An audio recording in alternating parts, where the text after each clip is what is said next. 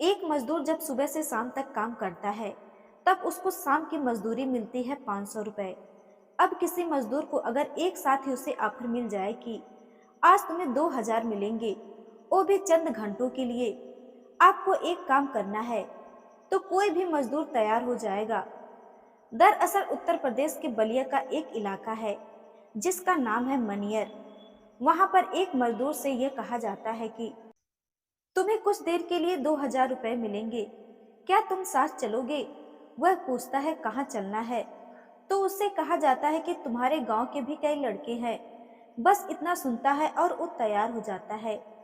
अब एक inter college में सामूहिक विवाह समारोह चल रहा था। उस विवाह समारोह में 568 दुल्हन आई थी और दूल्हे रह जाते हैं 500 से भी कम। अब ऐसी स्थिति में करे तो करे क्या? तब वो मजदूर थे जिन्हें बुलाया गया था, उन्हीं को दूल्हों की जगह बैठा दिया जाता है। और इसी बीच में जो थोड़ा दूल्हे कम पड़ जाते हैं, जब दूल्हे कम पड़ जाते हैं तो किसी मीडिया कर्मी ने यह वीडियो बनाया। दरअसल जो दुल्हन थी वो अपने ही हाथों से सिंदूर लगा रही थी और अपने ही हाथों से वरमाला डाल रही थी। बस यहीं से शोर मच जाता है कि यह कैसा सामूहिक विवाह है।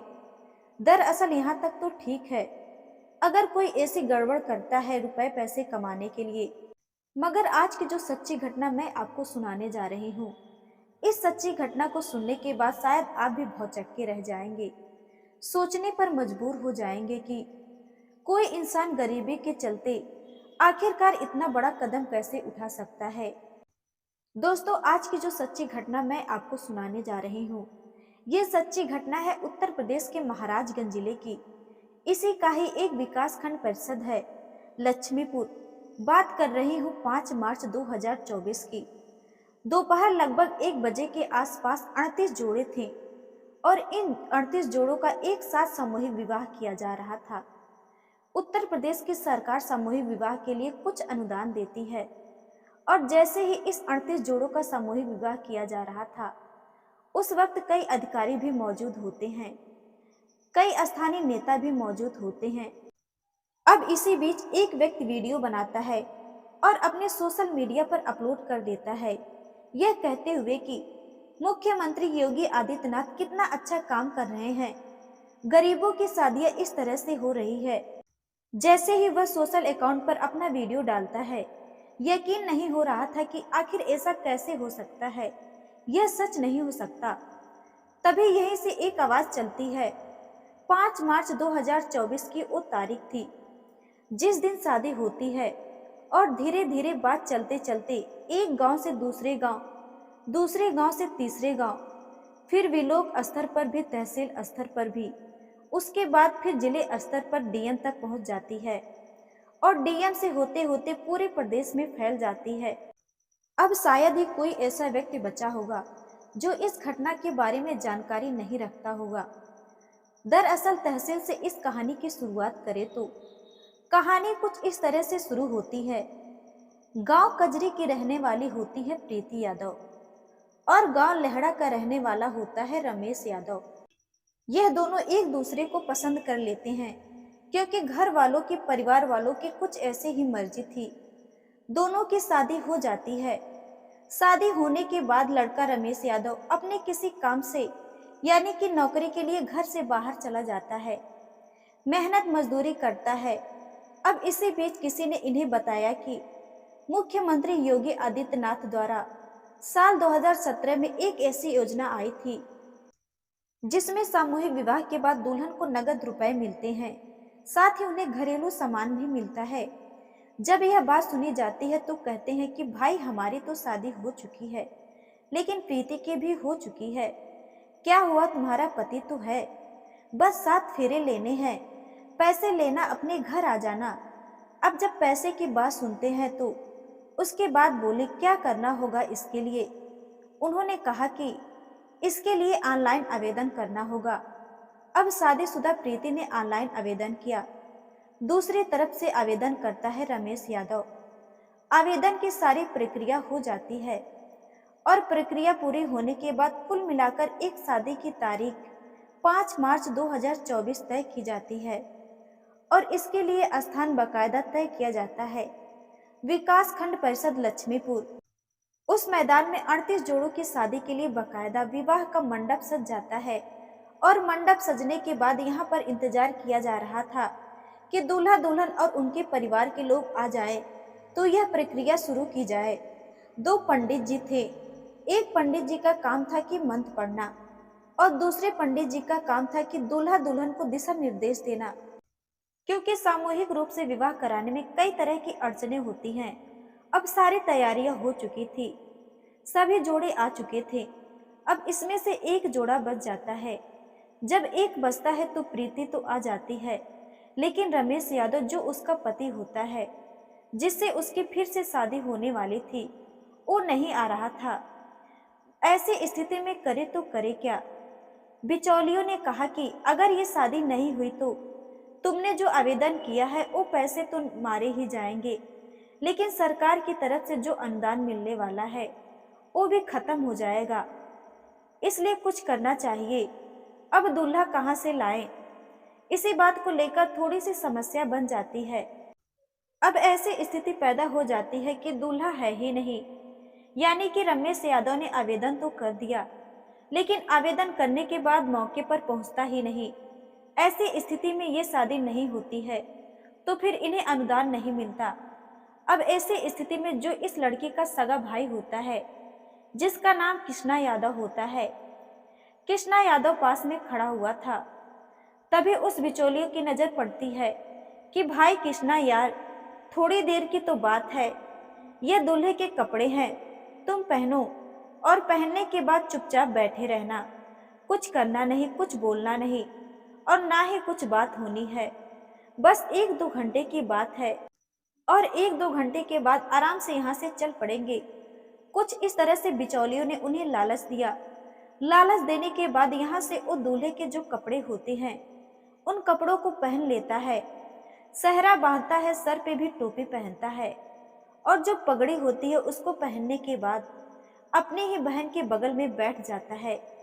जो पंडित जी होते हैं, पंडित जी ने मंत्रों का उच्चारण करना शुरू कर दिया। दूसरे पंडित जी ने इशारा करना शुरू कर दिया कि अब माला डालिए, अब ऐसा करिए, आपको 7 फेरे लेने हैं, अब ऐसे खड़े होना है, बैठना है। सारी प्रक्रिया चल रही थी। लगभग 2 घंटे के आसपास का वक्त हो जाता है। एक व्यक्ति खड़ा हुआ अब यहाँ लगातार वीडियो बना रहा है, क्योंकि आजकल का जो जमाना है वो सोशल मीडिया का जमाना है। कहते हैं कि जिसके हाथ में मोबाइल होता है वो पत्रकार होता है, इसलिए एंड्रॉइड फोन निकालता है और वो वीडियो बनाना लगातार शुरू कर देता है। वीडियो बनाकर वह अपने अलग अलग सोशल मीडिया अकाउंट पर डाल देता है। जब यह बात अधिकारियों तक पहुंचती है तो अधिकारियों के भी कान खड़े हो जाते हैं कि आखिरकार 38 जोड़ों की जो शादी हुई, बड़ी साफ सुथरी तैयारी हुई थी, लेकिन यहाँ गड़बड़ कैसे हो गई। अब जांच पड़ताल शुरू हो जाती है उस वीडियो के आधार पर, और जब जांच पड़ताल शुरू होती है तो जो ग्राम पंचायत अधिकारी थे चंदन पांडे, वह सीधे पहुंच जाते हैं थाने। थाना होता है पुरंदरपुर। थाने में जाने के बाद एसएचओ के सामने जाकर कहते हैं कि साहब, मैं ग्राम पंचायत अधिकारी हूँ, एक एप्लीकेशन लेके आया हूँ, इसका एफआईआर दर्ज कर दीजिए। और आईपीसी की धारा के तहत मुकदमा दर्ज कर लिया जाता है। और मुकदमे की जानकारी जब सोशल मीडिया खबरों के माध्यम से लोगों को यह पता चलता है कि भाई और बहन ने एक सामूहिक विवाह योजना के तहत शादी कर ली, तो लोगों को बड़ा आश्चर्य हो रहा था। आखिरकार ऐसा कैसे हो सकता है। तभी लोगों को कुछ महीने पहले एक घटना याद आ जाती है। यह घटना थी उत्तर प्रदेश के बलिया जिले की। 25 जनवरी 2024 की बात है। 568 दुल्हन मंडप में आनी थी और मंडप में आ जाती है, लेकिन दूल्हे नहीं आते। इससे पता चलता है कि लगभग 90% इसमें फर्जीवाड़ा हो गया था। पूरी शादी में अब दूल्हे मिल नहीं रहे थे, तो किसी ने आवाज लगाई कि गांव के मजदूरों को बुलाओ। गांव के मजदूरों को बुलाया गया और उनसे बात की कि भाई, आपको एक दिन के 500 रुपए मिलते हैं और हम आपको 2000 रुपए देंगे। अब जैसे ही गांव के मजदूरों को यह बात पता चलती है तो कई लड़के गांव के पहुंच जाते हैं उसी सामूहिक विवाह समारोह में और दूल्हे बनकर बैठ जाते हैं। बस इंतजार कर रहे थे कि किस तरह से रस्में पूरी हो।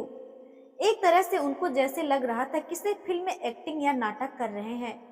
इस तरह से उनके मन में जिज्ञासा हो रही थी। इसी तरह से शादी की रस्में पूरी होती हैं और शादी हो जाती है। लेकिन कोई व्यक्ति इसी बीच वीडियो बना रहा था।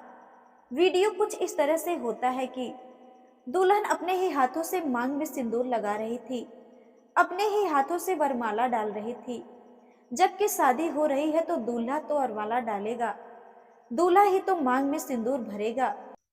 अब जब ये वीडियो सोशल मीडिया पर वायरल होती है तो जो लड़के मजदूरी करने वाले थे उन्होंने अपने पैसे जाकर मांगे। बोले, साहब हमारे पैसे दे दो।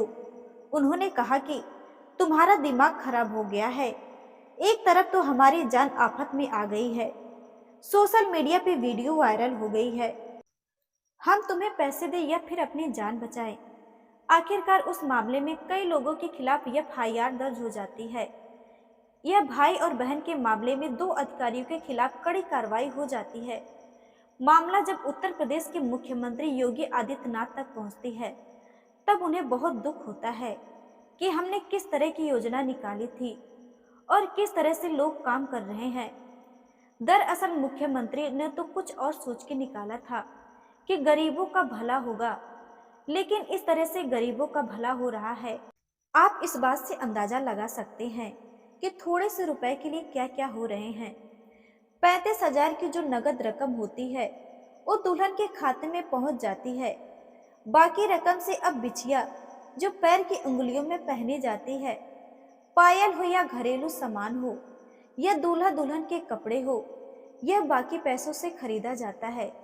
दोस्तों, इस वीडियो का उद्देश्य किसी को परेशान करना नहीं है, किसी का दिल दुखाना नहीं है, बल्कि आपको जागरूक करना है, आपको सचेत करना है, आपको बताना है कि लालच बुरी बला होती है। चाहे वह 2,000 का लालच हो या पूरे 5,000 का लालच हो। इसलिए खुद की कमाई हुई मेहनत से जो पैसे बनते हैं उसकी अलग बात होती है। और 2 नंबर के पैसे कहते हैं कि वो पानी की कमाई होती है तो पानी में ही चली जाती है।